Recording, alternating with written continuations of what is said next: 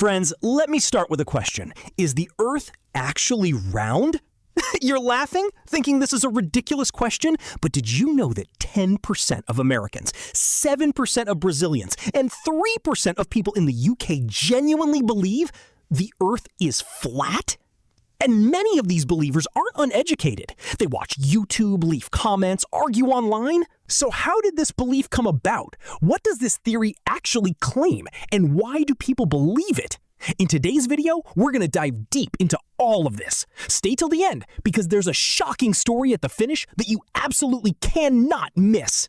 September 28th, 2002, Mike Hughes, a 46-year-old limousine driver from America. That day, he drove his 3,000-kilogram limousine off a ramp and flew 130 feet through the air. That was a new world record for the longest limousine ramp jump. But Mike didn't stop there. In 2014, he rode a rocket he built in his own garage up to 13,000 feet. The rocket crashed, he was injured, but he still wasn't satisfied. In 2016, he announced his next plan, to reach space, launching a rocket from 32 kilometers up using balloons.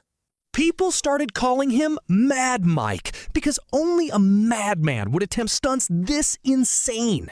But to pull this off, he needed money. He launched a Kickstarter campaign aiming for $100,000. And actually Kickstarter campaign. And what we're going to do is we're going to try to break my record. He raised just $310 from only 2 people. Then everything changed. Mike said, "I don't believe in science. I only believe what I can see with my own eyes. I'm going up there to check whether the Earth is round or not." The flat Earth community went wild. Thousands of dollars started pouring in. I believe the world is a different shape than what we were taught in those programming centers, which is called public school system. Now the edge, which keeps all the oceans in, is a 150-foot ice wall, which is Antarctica. Yesterday, the sun and the moon was in the sky here at the same time, which is not possible, in my belief, on a globe. I don't believe anyone can convince me the world is round because they have no proof. We'll get back to how this story ends. But first, what exactly is this flat Earth theory? According to flat earthers, the Earth looks something like this. The North Pole sits at the center. Continents and oceans spread outward, and at the very edge stand Antarctica's towering walls of ice. Cross those walls, and you fall off the Earth.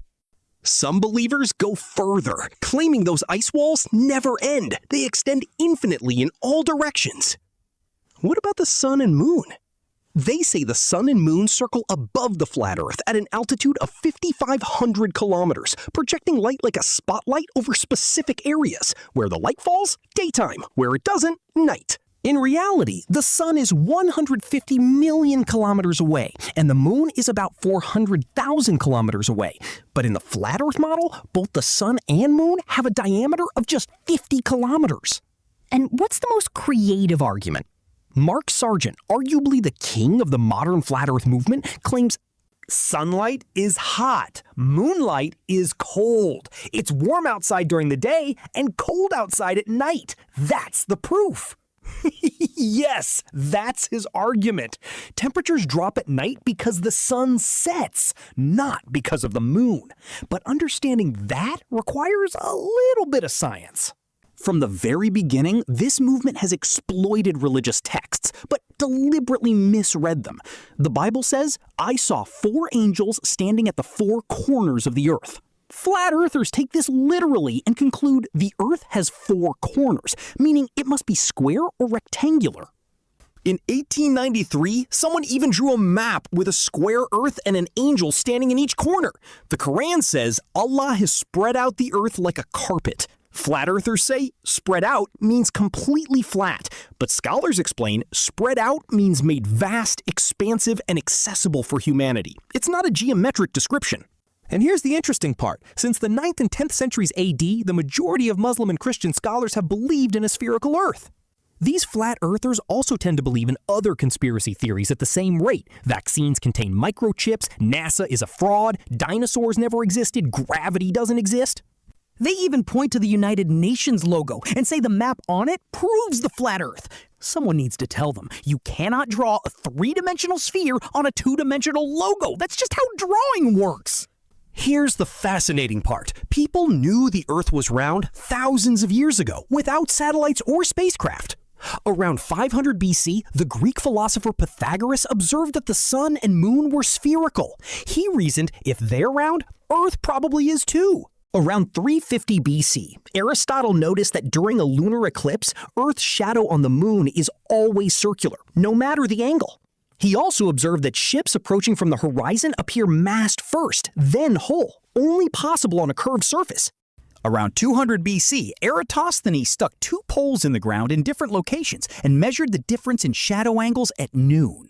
Using geometry, he calculated Earth's circumference to be between 37,500 and 50,000 kilometers. The actual circumference, 40,075 kilometers, a calculation made 2,200 years ago. Remarkably accurate. In 1838, Samuel Rowbotham, the father of the modern flat Earth movement, conducted an experiment on the old Bedford River in England. He placed a 3-foot flag on a boat, then positioned himself 6 miles away, looking through a telescope just 8 inches above the water. He could still see the flag. He declared the Earth is flat. But he forgot one thing: the refraction of light. Light bends as it passes through air of different densities, denser near the water surface, lighter above. He wasn't actually seeing the flag, he was seeing its mirage, exactly like the water mirages you see in a desert, caused by light bending through heated air. In 1870, famous biologist Alfred Wallace accepted a 500-pound challenge to disprove Rowbotham's experiment. He went to the same river and set up 3 reference points: a black band on a bridge 13 feet high at the 6-mile mark, and a pole at the 3-mile midpoint with discs at 13 feet and 9 feet. On a flat Earth, the upper disc would block the view of the black band on the bridge. But when Wallace looked through the telescope, the black band appeared below both discs. The Earth's curvature had made the bridge appear lower, exactly as expected on a spherical Earth. He won the bet. The flat earther refused to pay, claiming there was no written agreement. This is the most important question, because it's not just uneducated people who believe this. Educated, internet-savvy individuals fall for it too. There are 4 reasons. 1. The convenience of simple explanations. People naturally gravitate toward explanations that are easy to understand. Consider climate change. 2 explanations. Explanation 1. Here's decades of CO2 data, temperature graphs, and ice core samples showing a clear warming trend. Explanation 2. It was cold today. Global warming is a lie. Which one sounds more comfortable? Unfortunately, many people choose the second, not because it's true, but because it's easy. And it means they don't have to change anything about their lives or face any uncomfortable fears. 2. Trusting intuition over evidence. Look around you. The ground looks flat. So how can the Earth be round? But Earth's radius is 6,371 kilometers. It's so enormous that its curvature simply isn't visible to the naked eye from ground level. This is where the Dunning-Kruger effect comes in. People with very little knowledge in a field tend to massively overestimate their understanding. As knowledge increases, people realize how much they don't know. Only those with genuine expertise develop accurate self-assessment. Flat earthers say, do your own research. That's not bad advice on its own. But if you don't know how to research properly, you end up relying purely on your gut instinct and trusting what feels right over what the evidence actually shows. 3. Lack of critical thinking. Critical thinking means questioning your own beliefs, not just other people's. Ask yourself, could I be wrong? Are there other possibilities? What is the actual basis for my belief? If Samuel Rowbotham had questioned his own experiment, tried different methods, different conditions, different perspectives, he would have found the flaw in his reasoning. But that's genuinely hard. Challenging your own assumptions, seeking out contradictory evidence, looking at things from multiple angles. It's uncomfortable and time-consuming. Most people skip it entirely. 4. Blind distrust of authorities and institutions. Here's the irony. Flat earthers have blind faith in conspiracy theories while simultaneously having blind skepticism towards science and institutions. Show them a NASA photo of Earth? NASA lies. Show them a science textbook? The government wrote that. Their logic? America, Russia, China, every country on Earth is secretly working together to convince us the planet is round. Think about that for 1 second. During the Cold War, the US and Soviet Union were pointing nuclear weapons at each other. They were on the brink of destroying civilization. But apparently, they teamed up for one very important secret project: making the Earth look round in photographs. In 1946, America took the first ever photo of Earth from space. In 1966, a Soviet satellite captured another one. Both show a spherical Earth. Enemies, same result. Remember Mad Mike? By invoking the flat Earth, he eventually raised around $8,500 for his stunt. In 2018, he reached 1,900 feet and calmly parachuted down. He was making progress toward his goal. But February 22, 2020 was his final flight. He launched himself in his homemade rocket. The moment it peaked and began to descend, his parachute tore apart. Mike was trapped inside as the rocket fell.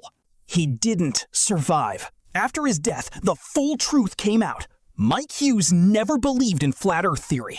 He was a daredevil stuntman who wanted to push his own physical limits. He pretended to be a flat earther for one simple reason: to extract donations from that community.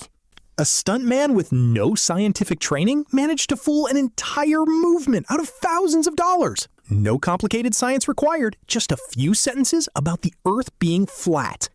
Friends, there's one core message to take from this video. Question before you believe. Don't be seduced by convenient explanations. Value evidence over gut feelings. Practice critical thinking and understand that blindly trusting or blindly distrusting any authority is equally dangerous. If a stuntman could fool the flat Earth community that easily, imagine how vulnerable any of us can be to the next conspiracy theory if we're not paying attention.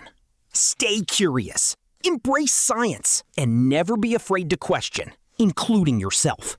If you enjoyed this video, hit like, share it with someone who needs to see it, and drop a comment. What's the wildest conspiracy theory you've ever heard? Subscribe, hit the bell, see you in the next one.